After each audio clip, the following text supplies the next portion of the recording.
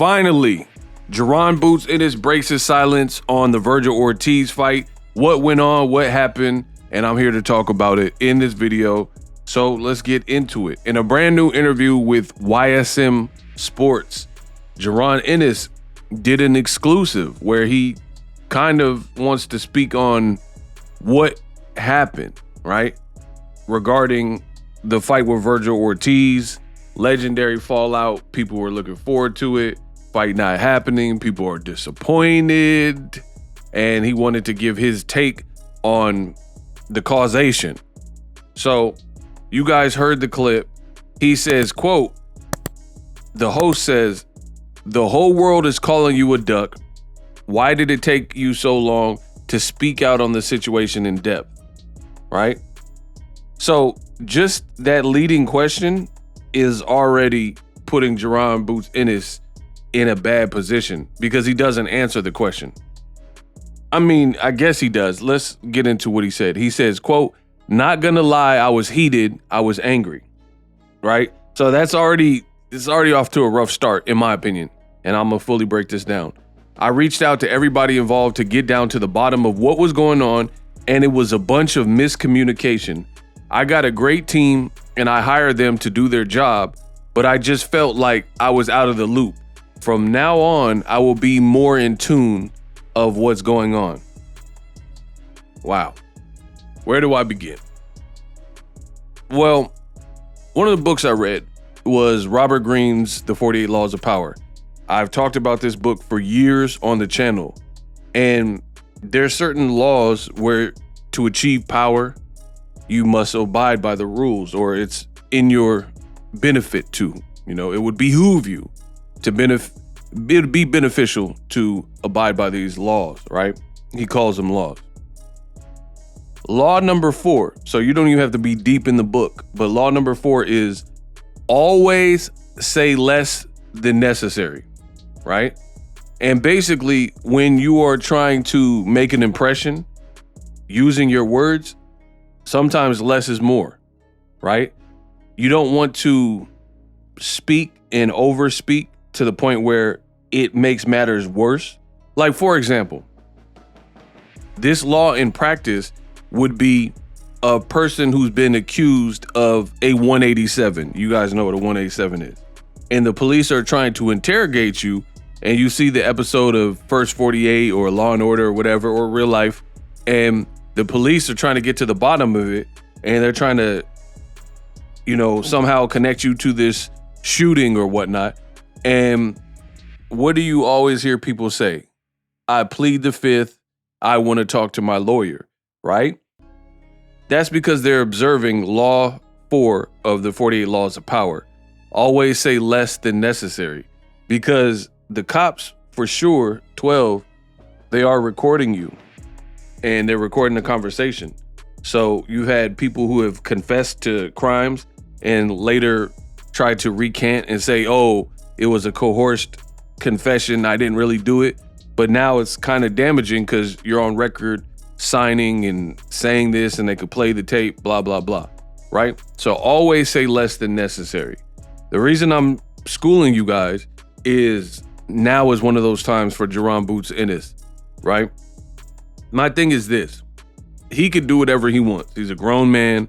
He has his career. He was being interviewed. He was asked a question, and he did the best that he could. But what was really stated, I feel like if you were going to, quote, break your silence, then you would want to come anew and say some like development that really helps your situation. And to be honest, that wasn't done here in this interview. He didn't really say much. He says, not gonna lie, I was heated, I was angry. So you never want to let them see you sweat. So that's not a good thing to reveal. I mean, I get it. People have emotions and blah, blah, blah. But this doesn't look good. You have Crawford, who has stated he sent 2 offers to Boots' side, and he said they didn't get back to him on time or, whatever. So those were miscommunications, according to Crawford.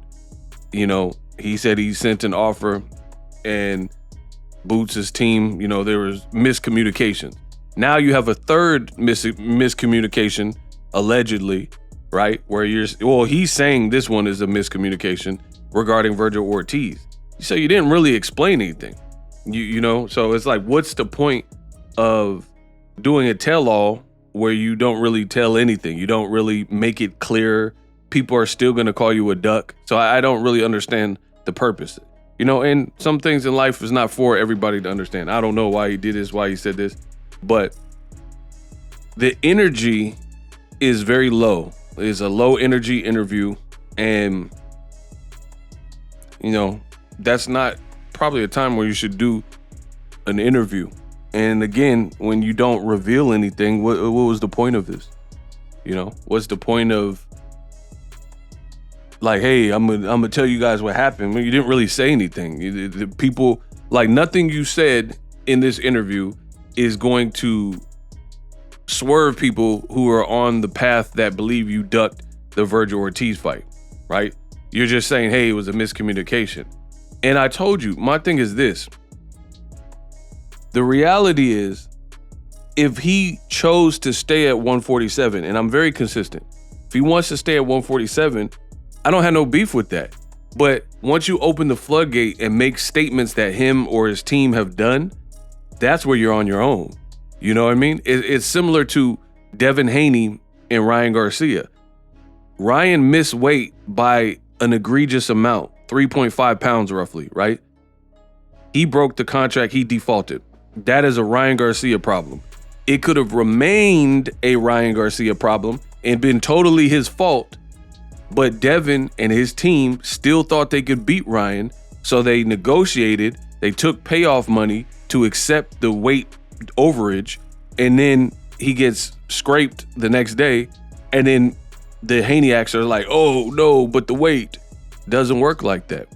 Had you canceled the fight, you wouldn't be in that position. The whole, like, where Devin Haney's career is right now, that's a decision you guys made. I told you from the jump it was going to end bad with Haney Garcia. Ryan looked very disconnected. He was acting weird, so on and so forth. And you elected to still fight him despite him being unprofessional and acting like a maniac in the lead up. And then when he missed weight, that was your way out and you didn't take it. Same thing with Boots here, right? You've kind of condemned yourself because you said, oh, I don't know if I could make 47. It's such a challenge. I think I got to move up to 54. You said that post-fight after the Karen Chukazian performance, the rematch. You said that you wanted to fight Crawford and you're willing to fight him at 47 or 54. So if you were truly willing to fight someone the stature of Crawford at 154, Vergil Ortiz is not as accomplished, so it doesn't make sense to be willing to fight a Crawford and have belief that you could beat Crawford at 54, but you don't believe, because Crawford never got dropped at 154. Vergil Ortiz just got dropped twice in his last fight. So it's not like Vergil Ortiz looked indestructible and infallible. In fact, he's normally got stoppages and he didn't stop Sergey Boachuk. So the timing was good for this fight. They're offering you a career high payday, and now all your stuff is pushed back and people are calling you a duck, and you're at a point where you're doing car interviews and you didn't really say anything. You know, we still don't know what's next. Eddie Hearn's trying to secure Conor Benn, a UK fighter who has been pretty dormant because he failed a PED test. He's trying to get him a Barrios championship fight instead of a unification for you. Stanionis is fighting Giasov, who's an Eddie Hearn fighter, most likely. And the only other remaining person is Brian Norman, who's coming back from an injury. And allegedly your team tried to reach out and make that fight, and it was a no-go. So it's like, what is going on? You signed to Eddie Hearn and they were supposed to develop you, and it's just been one thing after another. Brian Norman fight don't happen. Cody Crowley fight gets canceled. Last two performances, people say you're getting touched too much and hit too much. Now the Vergil Ortiz stuff. So again, everything I said remains. And I think this looks bad for Boots because, again, sometimes there's nothing to say. Like, people are going to feel how they want to feel. So when you speak out and address it, if you don't really address it for real, then it's only going to make you look worse, if that makes any sense. You simply said it was a miscommunication. Where was the miscommunication? Why is no one being fired on your team? You know, where's the miscommunication? What's the give us some details, and then maybe people could see it from your point of view. But then if the world is saying you're ducking, and the best you could say is like, oh, it was a miscommunication, but everybody remains on your team and in the same positions, and you don't really say much, then what are people supposed to label it as? You have to at least, you know how people have that sign and it'd be like, the Beatles is the best band ever, change my mind. That's Jaron Ennis. People are saying you're a duck. The host even said that. He said everybody's calling you a duck. So it's pretty obvious that people are believing this was a duck in the Vergil Ortiz fallout, at least at this point. You know, I know some people are bringing up, oh, Vergil Ortiz ducked him in the past, which could be, but boxing is a forever, what have you done for me lately sport. So what matters is kind of the most current thing. And the reality is Vergil Ortiz fought a tough guy, a WBC interim champion in Boachuk, and then now he's fighting against another tough guy scheduled to fight Madrimov, you know what I mean? And then Vergil Ortiz, you know, he's taking challenges right now, and Boots, we still don't know what he's gonna do. Some people are having a hard time wrapping their head around this.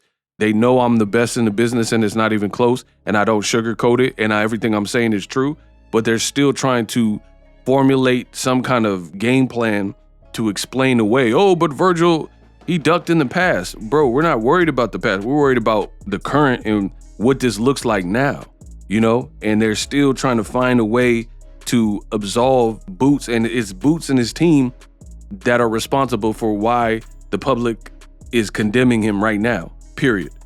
Unless you can tell me how they're not at fault. He's telling you, I was mad, I was angry, I got a good team, but I'm gonna start being in the loop. I mean, you're a grown man. You're like 26 or whatever age you are. It took for people to like turn on you and say you're a duck for you to get involved in your business when you have all this potential. Everybody's been checking for you. Everybody been announcing you and saying you're next. And then you're just like, oh, I'm training and going to church. And then everything else is gonna get handled. And then when it gets mishandled / miscommunication, now you have to deal with all of the public outrage and the slander, because it doesn't really fall on Vergil Ortiz here, you know? So he really didn't say anything. And what's worse is the people trying to make excuses as if I'm wrong, which you know I'm not. People are saying, oh, that's because he wants to stay in unify. Bro, I just went over it. Who's he gonna unify if there's only 4 belts? He's one of the champions. He can't fight himself. That means there's 3 other champions and they're all pretty much booked up. So yes, staying at 147 is your choice, but you're choosing to stay in a stagnant, stale division with hopes of a unification. But guess what? Who are you going to unify with? Like, answer that. Who are you going to unify if Barrios and Conor Benn are in negotiations? So clearly, Eddie Hearn is prioritizing Conor to get the fight over you. Giasov, another Eddie Hearn fighter, is supposed to fight Stanionis. That's the other 2 champions. Boots is 1, so there's 3 champions. Like I said, you can't fight yourself. And then Brian Norman. But you've already been down that path and it wasn't successful. So what's going to change? And on top of that, Brian Norman's coming off an injury, and he's likely to have his fight that got postponed because of the injury rescheduled with Top Rank. Brian Norman already told you, him and his dad, the price that they're looking for. So Boots' stock hasn't risen since that point. So where's this money gonna come from when the world is saying you're a duck? Your own promotion, DAZN, the reporters called you a duck. Chris Mannix and Sergio Mora, basically. Turkey Al-Sheikh threw you under the bus and said, oh, he gave us his words and he changed his mind and stopped responding. I mean, this is on you. And the most you can say is it was a miscommunication. What was this miscommunication then? And again, it could have all been very easy.